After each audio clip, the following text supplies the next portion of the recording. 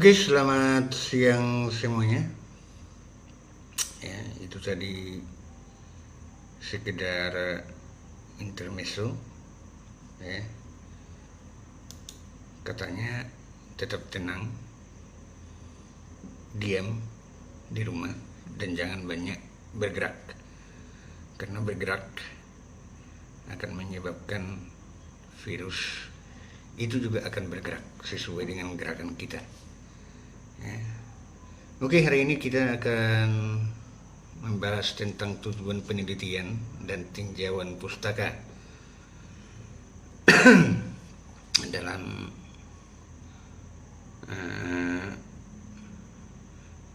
kelas Google Classroom ini. Ya. Itu yang akan kita bahas. Sebenarnya tujuan penelitian sudah ditugaskan minggu lalu dan itu akan dicek untuk hari ini.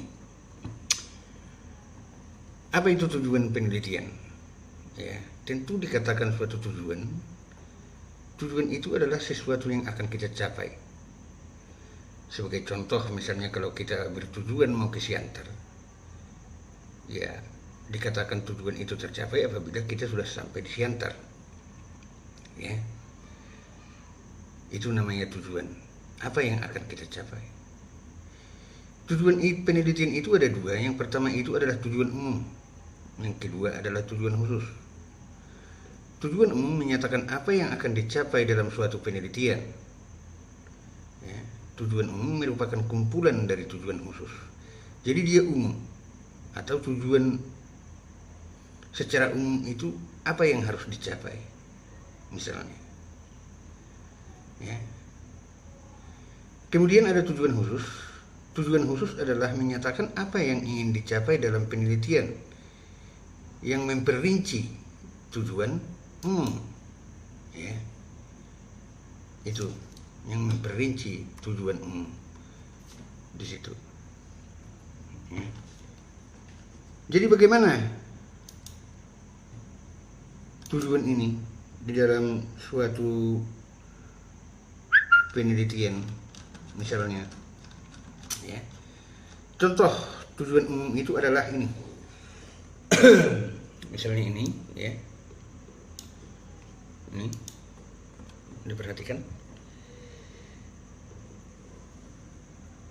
Tujuan umum untuk mengetahui hubungan empowerment keluarga dengan tindakan pencegahan penularan tuberkulosis di wilayah kerja Puskesmas Deli Tua 2017. Ya. Hubungan empowerment. Ya. Apa itu empowerment? Empowerment ini dalam konsep penelitian disebutlah ini dengan apa? Ya, konsep. Ya, konsep. Empowerment ini kan belum bisa diukur. Untuk dapat diukur, empowerment ini harus dipecah menjadi variabel. Ya. Oleh karena itu dia diuraikan di dalam tujuan khusus variabel-variabel itu. Ini dia tujuan khusus, ya. Anda perhatikan tujuan khususnya. Ya. Ini, ya. Empowerment itu terdiri dari 5 variabel. Yang pertama itu adalah pengetahuan. Yang kedua itu adalah akses informasi, yang ketiga itu adalah komunikasi keluarga, yang keempat adalah partisipasi keluarga. Itulah empowerment.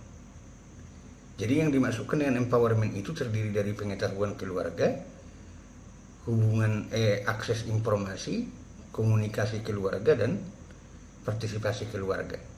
Itu di empowerment di situ. Jadi tujuan umum itu untuk mengetahui hubungan empowerment. Berarti dalam tujuan khusus harus dirinci empowerment itu apa. Maka dibuatlah dia pengetahuan keluarga, akses informasi, komunikasi keluarga, dan hubungan atau partisipasi keluarga. Jadi bisa dikatakan adalah tujuan khusus itu adalah merupakan tujuan khusus itu adalah yang diperinci atau rincian dari suatu tujuan umum penelitian. Itulah yang disebut dengan tujuan khusus, ya.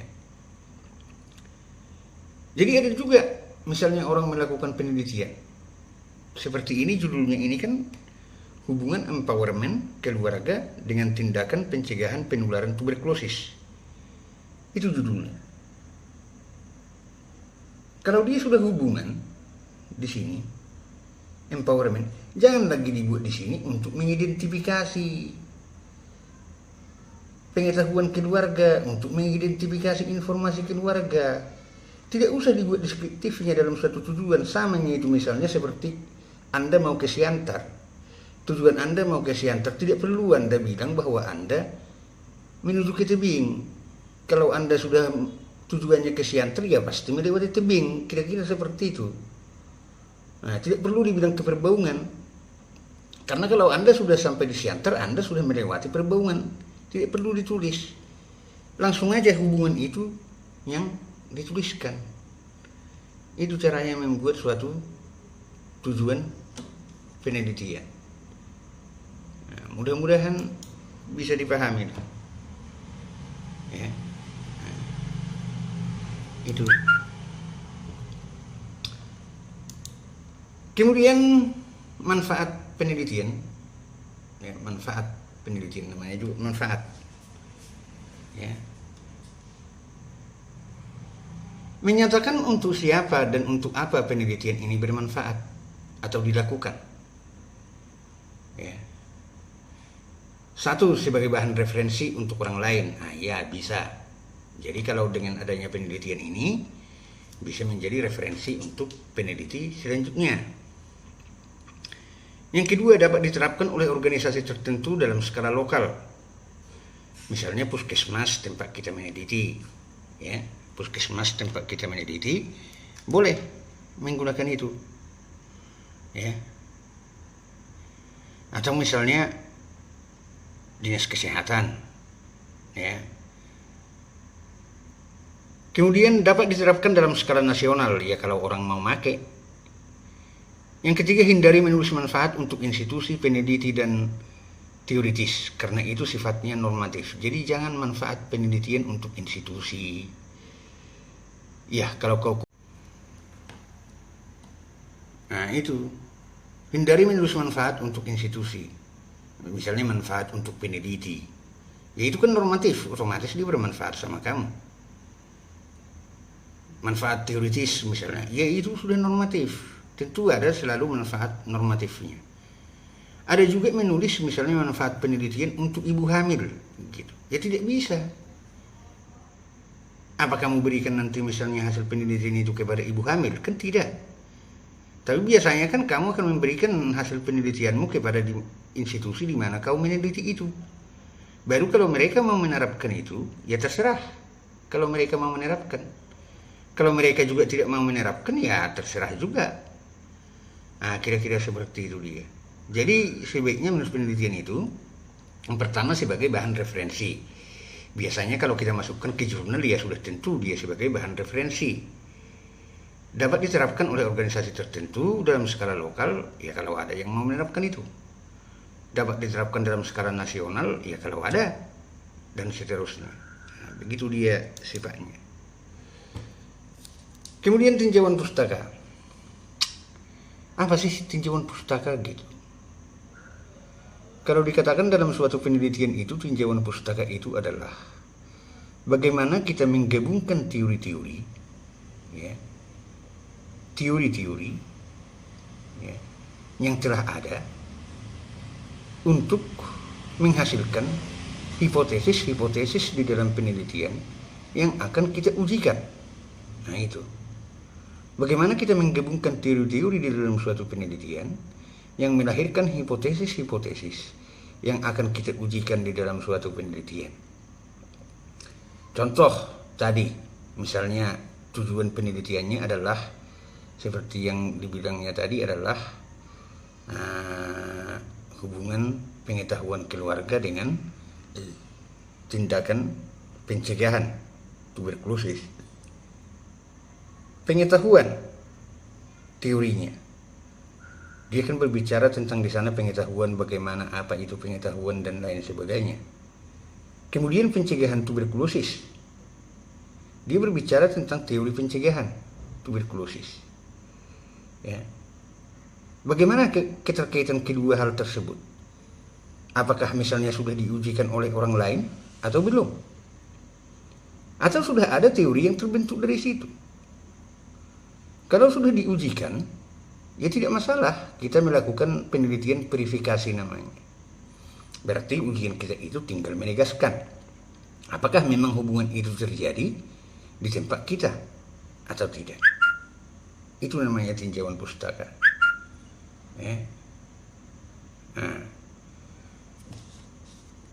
Jadi untuk memahami tinjauan pustaka di dalam suatu penelitian, ya, perlu kita runut dulu bagaimana sebenarnya rangka penelitian itu dimulai dari mana. Kita tahu penelitian itu dimulai dari suatu masalah. Ada masalah. Kita tahu masalah itu adalah kesenjangan antara apa yang diharapkan dengan kenyataan. Atau bisa dikatakan kesenjangan antara teori dengan kenyataan. Atau bisa dikatakan kesenjangan antara konsep, ya, dengan suatu realitas. Nah, itu juga masalah. Nah, di sini tidak saya uraikan lagi masalah karena itu bagian yang lain, karena sebelumnya sudah kita uraikan itu. Kemudian setelah ada masalah, baru kita membuat suatu tujuan. Kalau masalahnya sudah jelas, tentu tujuan kita juga akan jelas apa yang mau kita cari. Tentu kita melakukan penelitian untuk memecahkan masalah tersebut. Nah, dari situ kita akan menyusun tujuan penelitian. Kemudian baru kita susun suatu tinjauan pustaka, ya, bagaimana tadi teori-teori itu kita kumpulkan, kita buat sehingga dari sana akan menghasilkan suatu hipotesis.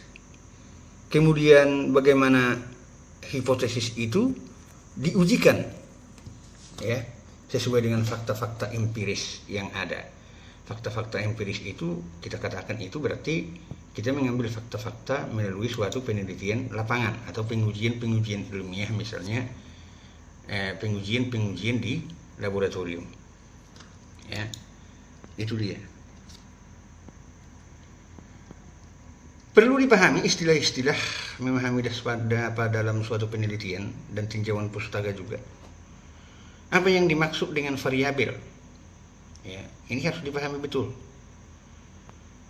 Apa itu atribut, apa itu variabel, apa itu konsep, dimensi, teori.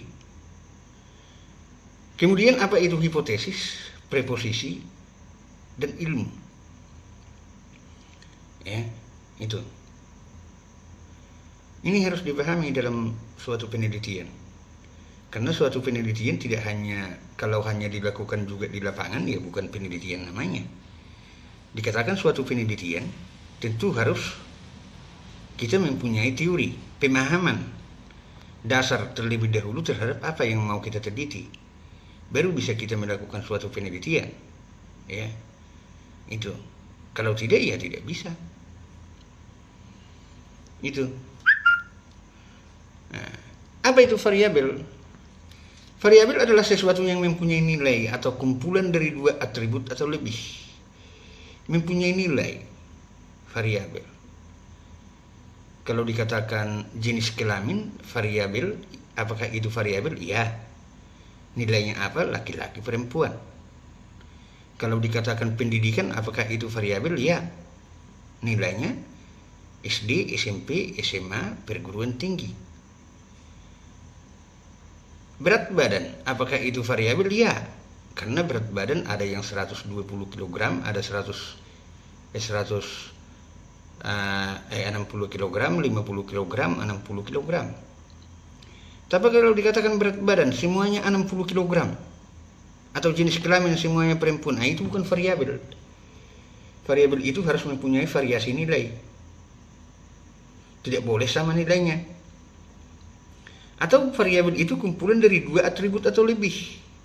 Kalau dia hanya 1 atribut, contoh laki-laki, jenis kelamin atributnya adalah laki-laki perempuan.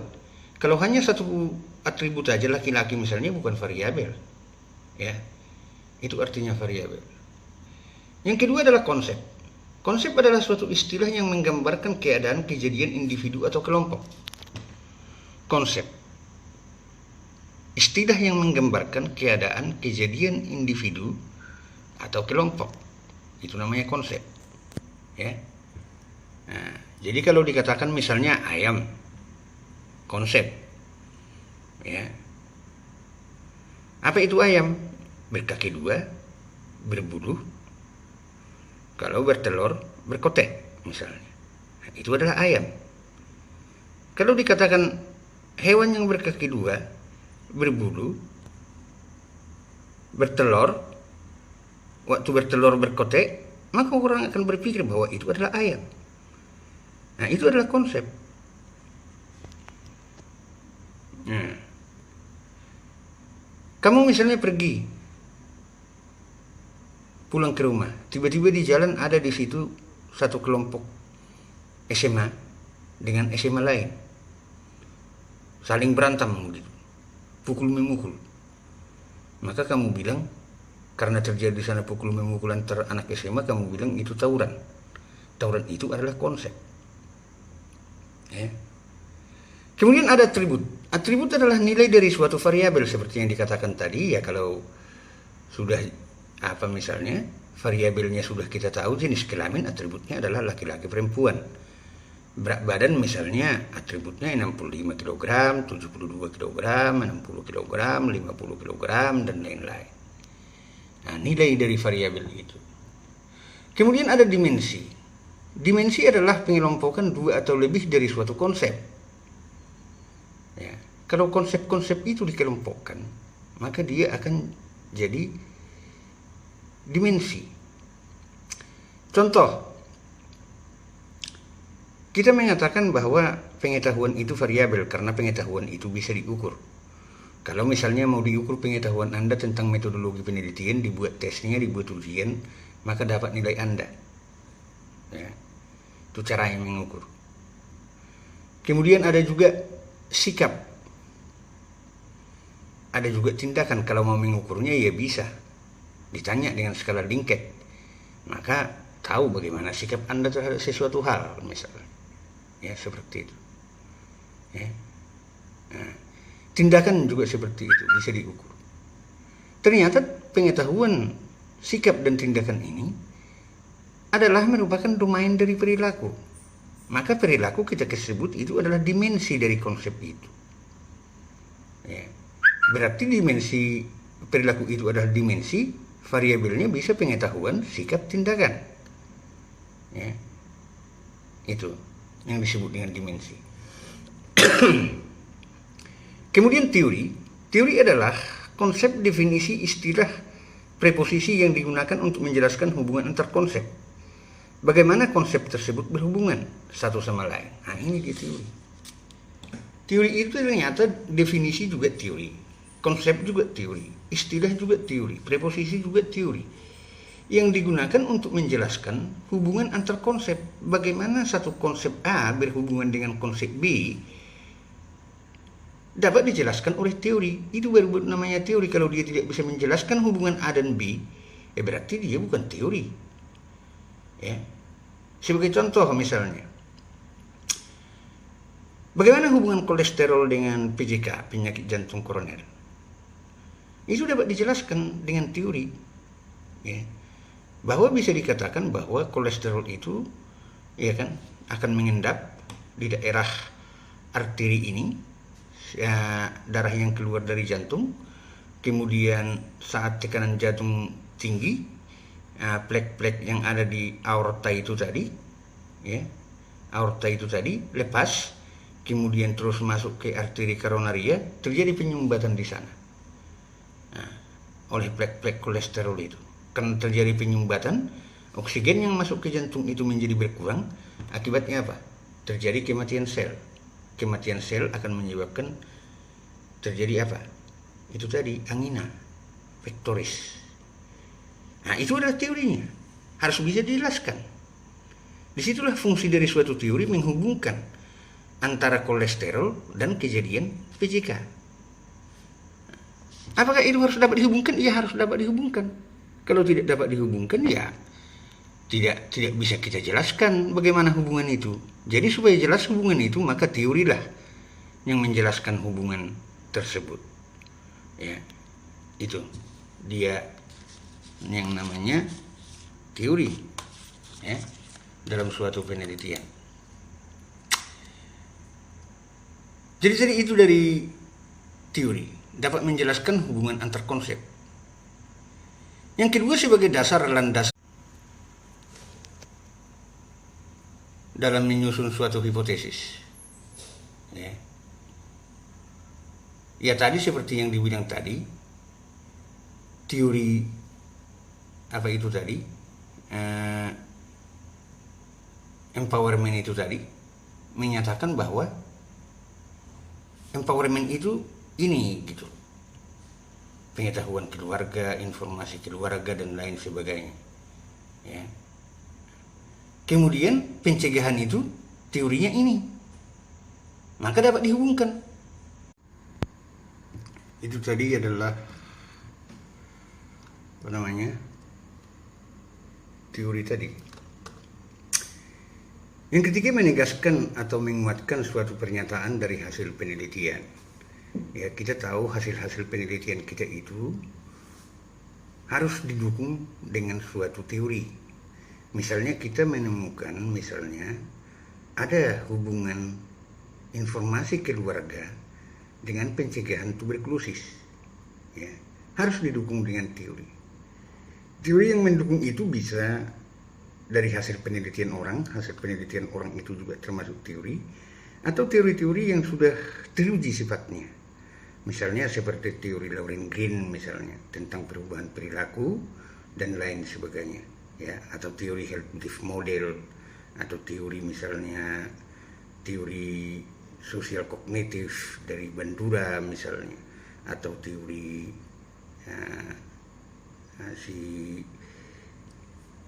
Skinner tentang teori perilaku gitu dan lain sebagainya, ya. Harus ada yang menegaskan. Yang terakhir, kumpulan dari definisi, istilah, konsep, dan preposisi.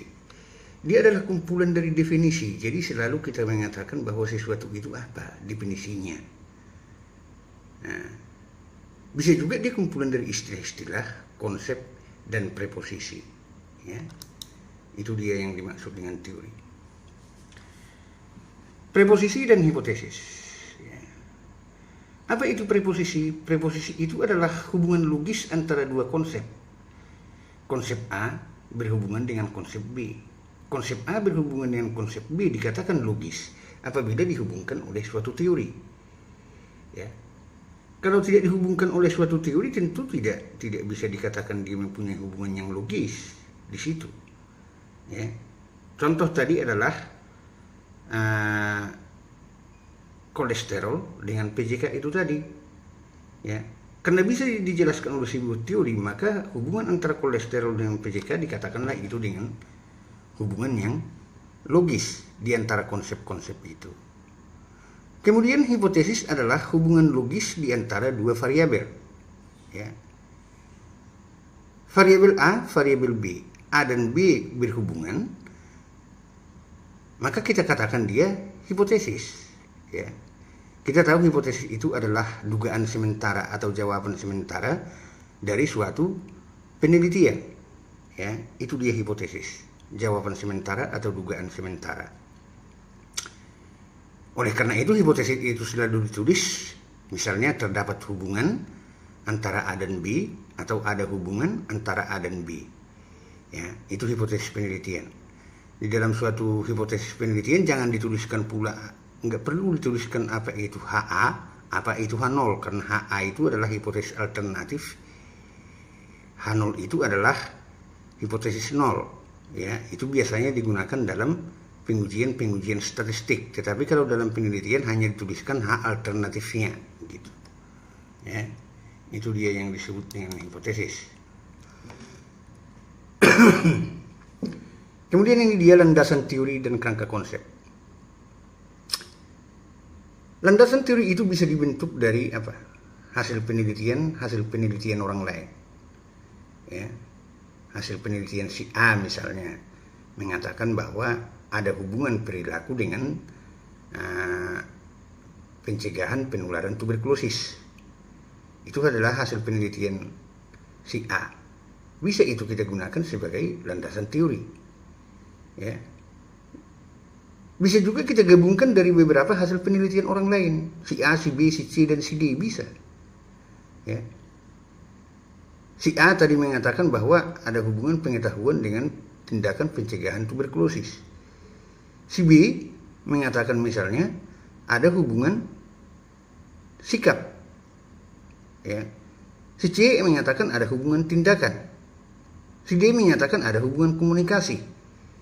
Nah, boleh kita ramukan itu dalam suatu landasan teori sehingga muncul nanti kerangka konsep di mana variabel-variabel dari landasan teori itu kita gunakan di dalam suatu kerangka konsep. Selain hasil penelitian, bisa juga kita masukkan teori-teori yang ada sebelumnya yang sudah baku. Bagaimana sih teori-teori yang sudah baku ini, kan gitu. Nah, seringkali seperti itu. Bagaimana teori-teori yang sudah baku? Dikatakan itu teori itu sudah baku. Nah, ini misalnya. Ya.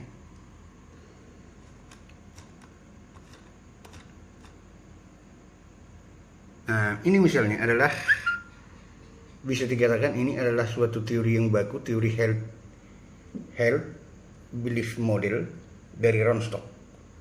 Ya, yang menjelaskan tentang bagaimana sebenarnya seseorang itu membentuk suatu perilaku baru misalnya. Atau ini misalnya adalah teori motivation protection. Ya, juga dalam membentuk suatu perilaku baru. Ini namanya teori baku. Teori ini tidak perlu diuji lagi. Kenapa tidak perlu diuji? Ya karena sudah terlalu banyak hasil pengujian penelitian yang membentuk teori ini gitu. Artinya ini sudah merupakan hasil meta-analisis gitu. Ya. Hasil meta-analisis, artinya meta-analisis itu kan ya minimal di misalnya 100 teori dikumpulkan dari hasil penelitian 100 hasil penelitian yang sama dikumpulkan, ya kan? Dan membentuk ya teori yang bagus seperti ini. Nah, itu namanya teori yang sudah baku. Atau ini misalnya adalah teori plant behavior misalnya dari si Bandura misalnya. Nah itu. Nah ini namanya teori yang sudah baku. Hasil penelitian ya juga teori. Nah ini misalnya adalah teori self-efiksasi. Nah, hasil penelitian itu juga adalah teori dan bisa digunakan sebagai suatu landasan teori dari mana nanti konsep-konsep dalam menyusun kerangka konsep itu bisa kita kembangkan seperti itu. Ya. Itu. Nah kemudian barulah kita susun, setelah ada suatu landasan teori barulah bisa kita susun kerangka konsep. Kerangka konsep itu diambil dari variabel-variabel yang ada di dalam landasan teori. Apakah semua akan diambil atau sebagian? Tentu kan tidak mungkin semua kita ambil, ya. Tidak mungkin semua kita ambil. Hanya sebagian-sebagian mungkin ada konsep-konsep itu, variabel-variabel itu yang belum pernah diujikan misalnya melalui metode deduksi atau metode induksi misalnya belum pernah dilakukan, maka konsep itu kita ambil. Kita susunlah dia ke dalam suatu kerangka konsep, variabel-variabel itu kita ambil dari suatu landasan teori, yaitu variabel A, B, dan C kita hubungkan dengan D. Jadi kerangka konsep itu muncul dari landasan teori. Dia tidak muncul sendiri, tetapi dia harus muncul dari landasan teori tersebut. Oke, demikian. Jika ada nanti pertanyaan tentang pembelajaran kita ini, dipersilahkan nanti bertanya di classroom, atau kalau Anda masih tidak bingung, silahkan datang ke kantor saya untuk menanyakan hal tersebut. Terima kasih.